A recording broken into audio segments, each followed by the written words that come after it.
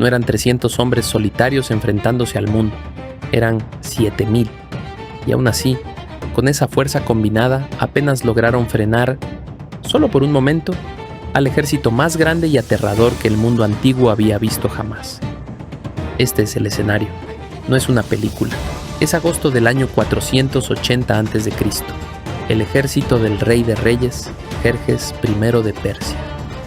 Las fuentes antiguas hablaban de millones. La realidad histórica, más fría y cruel, estima unos 200,000 soldados de élite. Jerjes no venía a conquistar, venía a borrar a Grecia del mapa. Venía a extinguir la idea misma de la libertad occidental. Y en medio de ese camino, un pequeño ejército griego decidió que no daría un paso atrás. Hoy vamos a destruir la imagen del héroe de Marco. Vamos a borrar la estatua perfecta que ves en los museos y vamos a sumergirnos en el sudor, la sangre y la locura de las Termópilas. A veces, la mejor forma de ganar una guerra no es protegerse, sino desnudarse frente a la muerte. Bienvenido a Mitología Oscura. Prepárate para entender la verdadera historia de Leónidas.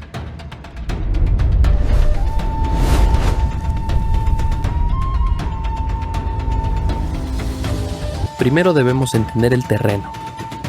Los griegos no eran estúpidos. Sabían que en campo abierto, la caballería persa y sus arqueros los habrían masacrado en horas. Necesitaban un igualador. Necesitaban las puertas calientes, las Termópilas, un desfiladero estrecho entre la montaña y el mar. En ese momento histórico el paso era tan angosto que solo permitía el avance de un carro a la vez. Aquí, el número pierde su valor. Aquí, 100,000 hombres valen lo mismo que 10, porque solo 10 pueden pelear a la vez. Leónidas, rey de Esparta y general de la coalición griega, eligió este lugar no por romanticismo, sino por una frialdad táctica absoluta. Trajo consigo una fuerza heterogénea. Sus 300 guardaespaldas reales, sí, pero también 700 hombres de Tespias, 400 tebanos y miles de aliados de Fócida, Mantinea y otras ciudades-estado. En total, 7,000 griegos dispuestos a morir. Pero había un problema, el calor. Estamos en pleno verano griego. El sol no calienta, quema. Las Termópilas tienen ese nombre por las fuentes termales cercanas, lo que añade humedad al aire. Es un horno natural, y en medio de ese horno, el ejército griego se preparó para el impacto. Pero, ¿quiénes eran los hombres que lideraban esa carga? ¿Por qué los persas temían tanto a los espartanos? A los 18 años, entraban en la cripteia. Eran enviados a la naturaleza, desnudos, con solo un cuchillo, y debían sobrevivir cazando, no animales, sino hilotas, esclavos. Debían infiltrarse en los pueblos por la noche y asesinar a los esclavos más fuertes y peligrosos para evitar rebeliones. Tenían que convertirse en sombras, en asesinos fríos y eficientes.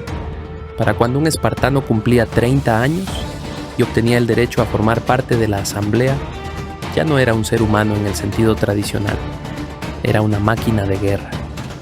Había sido programado para obedecer, para resistir el dolor y, sobre todo, para no temer a la muerte.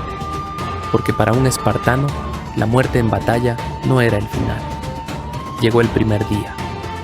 Jerjes, confiado, envió a sus tropas medianas. Pensaba que la sola vista de su inmensidad haría que los griegos huyeran. Se equivocó. Los griegos formaron la falange, un muro de escudos superpuestos y lanzas de 3 metros de largo.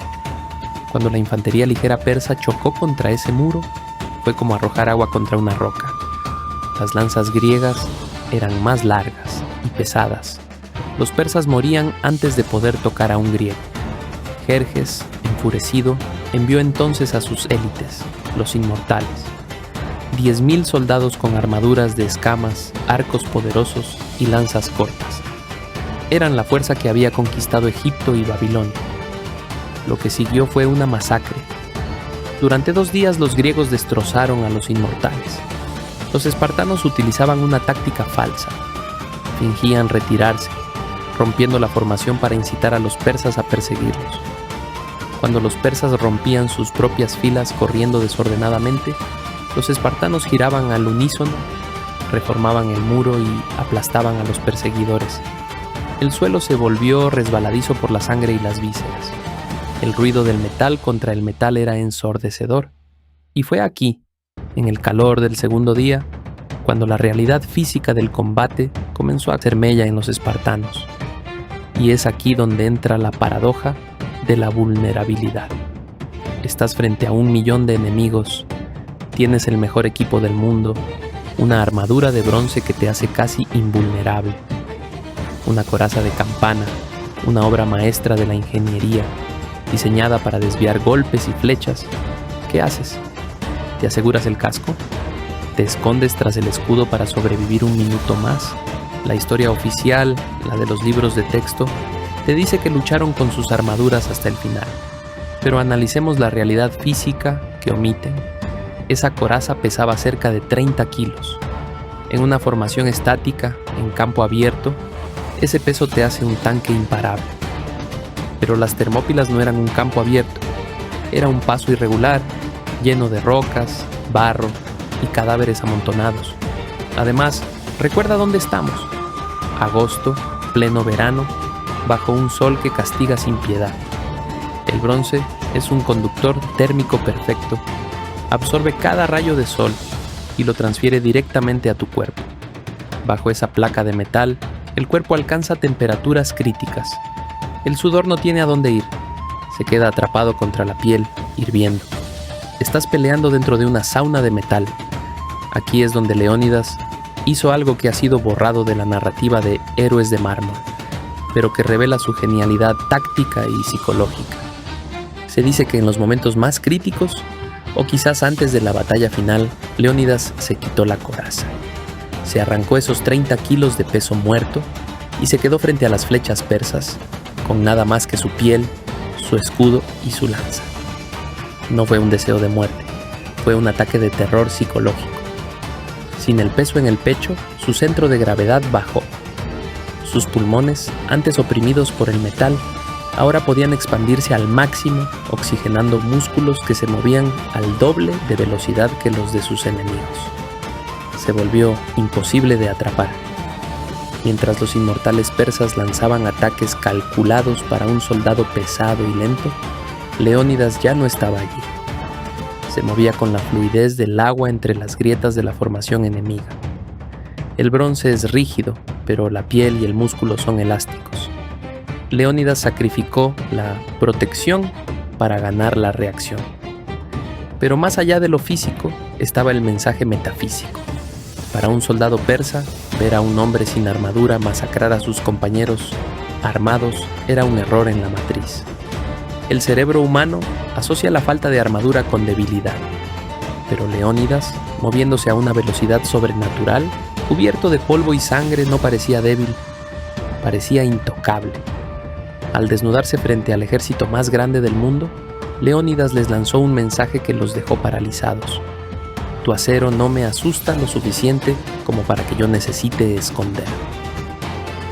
No necesito protección porque tu acero no es lo suficientemente rápido para encontrarlo. No estaba peleando como un rey, estaba peleando como un dios que ya no tiene sangre. Hubo un momento antes del asalto final. Jerjes envió exploradores para ver qué hacían los espartanos. El informe que recibió lo desconcertó. No estaban rezando, no estaban llorando, no estaban fortificando muros con desesperación. Los 300 estaban ejercitándose desnudos bajo el sol y peinándose cuidadosamente sus largas cabelleras. Para los persas, esto era una señal de locura absoluta. Pero para Leónidas, era un ritual sagrado. En la cultura espartana, peinarse el cabello antes de la batalla no era vanidad. Era el rito de los que se preparan para morir con honor. Querían verse bien en el inframundo. Al hacerlo a la vista del enemigo, Leónidas les estaba diciendo: ya hemos aceptado nuestro fin, el miedo ya no vive aquí. Hay algo que la psicología de guerra moderna conoce bien. Es extremadamente difícil matar a alguien que no se resiste a ser matado, pero que aún así te ataca con furia. Jerjes confiaba en el miedo. Sus arqueros disparaban nubes de flechas para que el enemigo se encogiera tras sus escudos, buscando preservar su vida. Pero, ¿cómo quiebras a un hombre que no se esconde? ¿Cómo intimidas a alguien que está celebrando su propio funeral antes de que ocurra? Al rechazar el bronce y abrazar su propia mortalidad, Leónidas les robó a los persas su arma más poderosa, la capacidad de intimidar. Entonces llegó el giro. El destino de Grecia no se selló por la fuerza, sino por el oro. Efialtes de Tesalia, un pastor local motivado por la codicia o quizás por rencores antiguos, se presentó ante Jerjes. Le mostró un camino secreto, el sendero de la cabra, que rodeaba la montaña y desembocaba a espaldas de la posición griega. En la noche del segundo día, los inmortales marcharon por ese sendero guiados por la traición. Al amanecer del tercer día, los exploradores griegos informaron a Leónidas. El ejército persa estaba rodeándolos. Este es el momento crítico. Leónidas sabía que la posición estaba perdida. Si se quedaban todos, morirían todos, y Grecia perdería a su ejército. Si huían todos, Jerjes los cazaría por la espalda y los aniquilaría en campo abierto. Leónidas tomó una decisión pragmática y brutal. Ordenó a la mayoría de los aliados que se retiraran para salvar sus vidas y luchar otro día. Pero él se quedó, y no se quedó solo. Con él se quedaron sus 300 espartanos y, es crucial recordar esto, 700 hombres de Tespias. Los tespíos se negaron a irse. Decidieron que su destino estaba ligado al de Esparta. Se quedaron a morir. No para ganar la batalla, eso ya era matemáticamente imposible. Se quedaron para dar tiempo, tiempo para que el resto de los aliados escapara, tiempo para que el pánico se sembrara en el corazón de Persia. La batalla final no fue un duelo ordenado, fue una carnicería. Leónidas, sabiendo que era el final, cambió la táctica. Ya no se defendieron en el paso estrecho, salieron al terreno abierto, buscando infligir el máximo daño posible antes de caer. Pelearon hasta que las lanzas se hicieron astillas. Cuando las lanzas se rompieron, sacaron las espadas cortas diseñadas para apuñalar en la melee. Cuando las espadas se rompieron o se perdieron, pelearon con las manos, con los dientes, con las piedras del suelo. Heródoto nos cuenta que los griegos se retiraron a una pequeña colina. Allí, rodeados, bajo una lluvia de flechas que oscurecía el sol, los últimos espartanos y tespíos cayeron. Jerjes había prometido que capturaría a Leónidas vivo para torturarlo y humillarlo. Pero Leónidas murió en el centro de la refriega. Y aquí volvemos a la imagen de la vulnerabilidad. Jerjes esperaba ver a los espartanos suplicando, o al menos escondiéndose bajo lo que quedaba de su equipo. En lugar de eso, vio algo que le perseguiría en sus pesadillas hasta el fin de sus días. Vio a hombres sonriendo. Vio a Leónidas, quizás sin su coraza, cubierto de sangre propia y ajena, luchando no como un hombre, sino como una fuerza de la naturaleza. Cuando finalmente Leónidas cayó, los persas se lanzaron sobre su cuerpo no para asegurar una victoria, sino para desahogar una frustración inmensa. Se dice que hubo una lucha feroz solo por el cadáver del rey, similar a la lucha por el cuerpo de Patroclo en la Ilíada. Los griegos recuperaron el cuerpo 4 veces antes de caer definitivamente. Jerjes, furioso y aterrorizado por la resistencia de un hombre muerto, ordenó que decapitaran el cuerpo de Leónidas y lo crucificaran. Un acto prohibido incluso en la guerra antigua, una profanación reservada solo para aquellos que el enemigo considera demonios. En el papel, Jerjes ganó. Las Termópilas cayeron. El camino hacia Atenas quedó abierto y la ciudad fue quemada. Pero la historia oficial es una máquina de limpieza. Los historiadores de siglos posteriores prefirieron dibujar a Leónidas en mármol, con una coraza perfecta y una capa que nunca se ensucia. Lo convirtieron en un general ordenado porque la verdad les daba miedo. La verdad es mucho más oscura y visceral.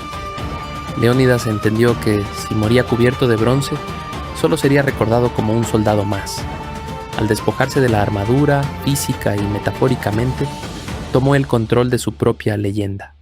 Quería que cuando los persas caminaran sobre su cuerpo no vieran una máquina de guerra rota, sino a un hombre que, incluso sin nada que lo protegiera, los había humillado durante 3 días. Esa es la verdadera derrota del espíritu persa. No fueron las flechas lo que rompió la moral de los inmortales. Fue la comprensión de que estaban matando a hombres que querían estar allí. Leónidas convirtió su propia piel en un arma de asedio. Les quitó el miedo a los suyos y se lo inyectó, gota a gota, al ejército más grande del mundo. Después de las Termópilas, cada soldado persa sabía una verdad aterradora. El bronce se puede romper. El oro de Jerjes se puede fundir. Pero la voluntad de un hombre que ha aceptado su sombra es absolutamente indestructible. Dime, sombra, ¿qué es más peligroso? ¿Un hombre protegido por el mejor metal del mundo? ¿O un hombre que ya no tiene nada que perder y te mira a los ojos sin escudo?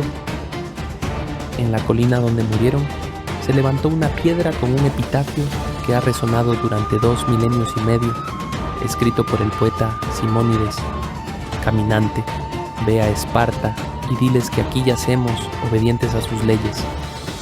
No pide ayuda, no pide venganza, solo afirma su obediencia.